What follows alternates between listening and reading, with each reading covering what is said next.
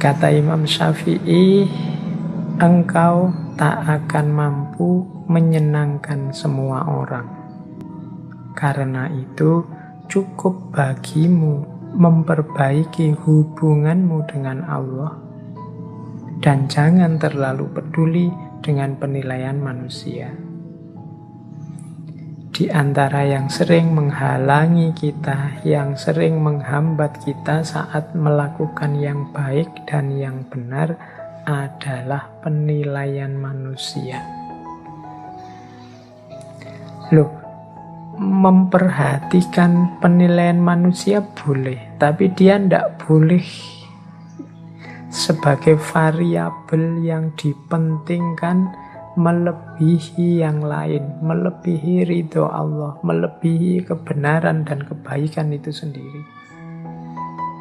Kalau dalam bahasa nilai, pandangan manusia ini posisikan di level tersier. Kalau bahasa usul fikih mungkin ini levelnya tahsiniyat. Ada ndak apa-apa, ndak ada juga ndak masalah, jangan tergantung itu. Mungkin makomnya hanya makom kepantasan saja. Kalau kita melakukan yang baik dan yang benar, kok dipuji orang, kok orang menilainya juga baik, alhamdulillah. Tapi seandainya tidak dipuji sekalipun, bahkan dibenci, diiri orang, ya biar saja. Yang kita fokusi satu-satunya adalah ridhonya Allah, hubungan kita dengan Allah. Katanya Imam Syafi'i, engkau tidak akan mampu menyenangkan semua orang. Sebaik apapun, seluruh sebenar apapun yang kita lakukan, kita sampaikan, akan selalu ada orang yang tidak seneng.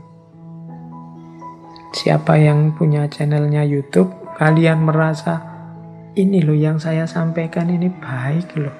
Kok masih ada yang jempol ke bawah ya? Kok masih ada yang tidak suka ya? Loh ya itu manusia memang. Tidak mungkin orang sepakat semua, seneng semua. Ya seleranya beda-beda. Jadi ya termasuk ngaji ini kan ya ada yang suka, ada yang tidak suka. Ya itu manusia. Isinya mungkin ada yang menganggap penting, ada yang menganggap alah kayak gitu aja. Itulah manusia. Alhamdulillah kalau dapat bonus penilaian manusia yang baik. Tapi kalau tidak masalah. Yang harus kita permasalahkan adalah hubungan kita dengan Allah.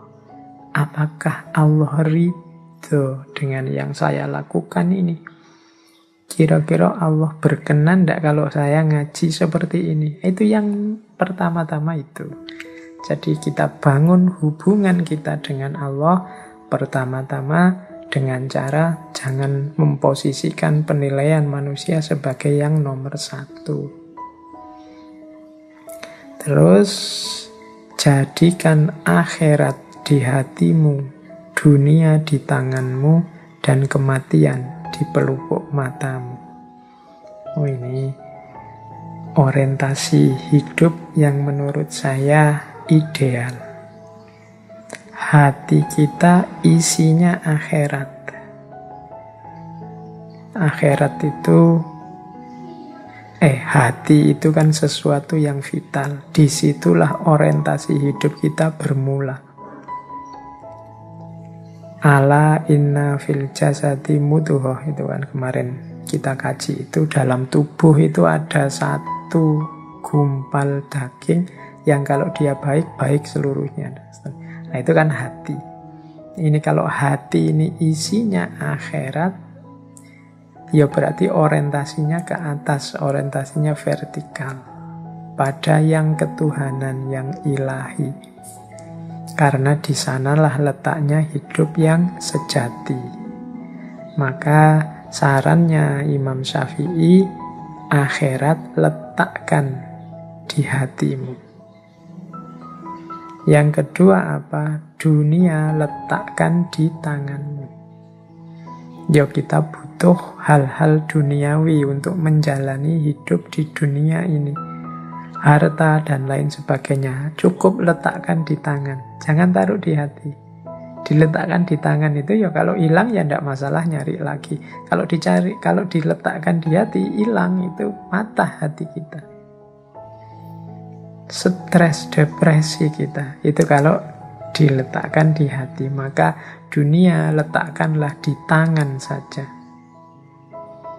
Untuk mendukung usaha kita meletakkan akhirat di hati dan dunia di tangan, kematian taruh di pelupuk mata kita. Oh, ini kafa bil mauti wa'idhon, cukup kematian sebagai nasihat. Kalau pelupuk mata kita senantiasa membayangkan kematian, bahwa kita ini di dunia ini waktu kita terbatas, maka insya Allah hidup kita tertib, teratur, sadar tentang yang sejati, sadar tentang kehadiran Allah dalam hidup ini. Jadi letakkan kematian di pelupuk mata. Ini nama lain dari ingat-ingat selalu akhir hidup kita tidak lama lagi. Ingat-ingat selalu bahwa semua orang, tidak hanya yang tua, yang muda juga, yang kecil juga, kalau sudah saatnya akan bertemu dengan kematian. Ini akan membuat hidup kita lebih tertib, lebih serius, mendekat kepada Allah, dan lebih fokus pada hidup akhirat daripada hidup dunia. Ini nasihat yang kedua tentang hubungan dengan Allah. Terus jangan mencintai orang yang tidak mencintai Allah. Kalau dia berani meninggalkan Allah, apalagi meninggalkan engkau. Wah, ini kalimatnya agak romantis. Jangan mencintai orang yang tidak mencintai Allah. Kalau dia berani meninggalkan Allah, apalagi meninggalkan kamu. Carilah teman yang membantu kita semakin dekat dengan Allah. Kita ajarkan anak, istri, suami, keluarga untuk mau bersama-sama kita mendekat kepada Allah. Kita jadikan harta kita kendaraan untuk mendekat kepada Allah. Kita jadikan apapun fasilitas yang diberikan oleh Allah dalam hidup ini sebagai sarana untuk lebih dekat dengan Allah. Caranya seperti itu. Jangan dekat, jangan akrab dengan orang yang tidak peduli tentang Allah, apalagi berani melawan, berani meninggalkan Allah. Kalau Allah saja berani dia lawan, berani dia tinggalkan, apalagi kamu, apalagi engkau. Nah, ini putri-putri yang mau menikah, cowok-cowok yang sudah punya pasangan, coba dicek pasanganmu orang yang berani meninggalkan Allah atau tidak. Kalau dia berani, ya dinasehati biar tidak berani.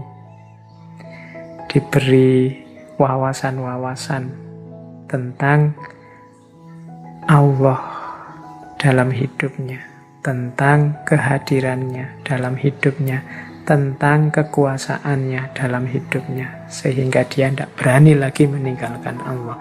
Tapi kalau dia masih saja berani meninggalkan Allah, cari jalan biar dia tidak berani.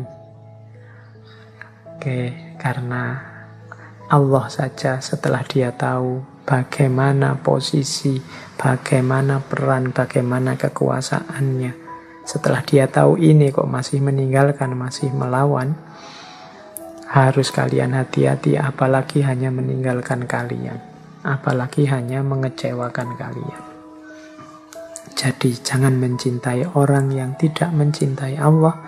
Kalau dia berani meninggalkan Allah, apalagi meninggalkan kamu.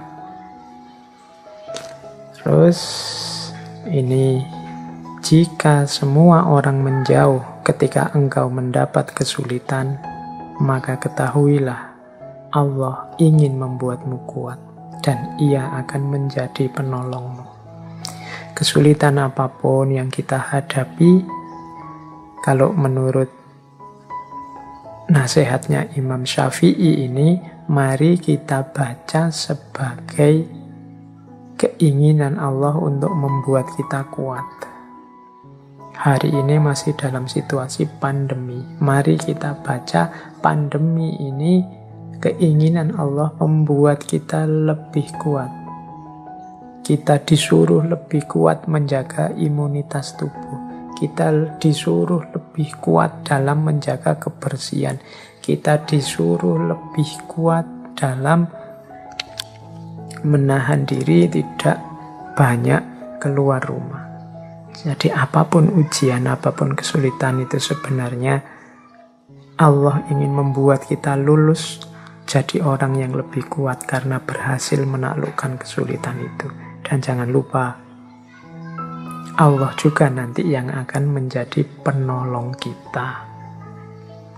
Oke, jadi ini hubungan yang harus kita bangun dengan baik dengan Allah. Musibah yang membuatmu mendekat kepada Allah itu lebih baik daripada kenikmatan yang membuatmu jauh darinya. Nah, ini wasiat dari Imam Syafi'i. Berarti buahnya musibah termasuk pandemi yang sekarang kita alami antara lain harusnya semakin dekatnya kita kepada Allah. Ayo mari kita muhasabah. Kalau ada waktu coba kita introspeksi diri. Dulu sebelum datangnya pandemi, ya bulan-bulan Maret lah ya. Itu sedekat apa kita dengan Allah? Sekarang sedekat apa kita dengan Allah? Sudah sekitar 8 bulanan lebih. Sedekat apa kita dengan Allah? Harusnya musibah ini membuat kita semakin ingat Allah, semakin dekat kepada Allah. Ya kalau tidak, segera kita mulai semakin mendekat kepada Allah.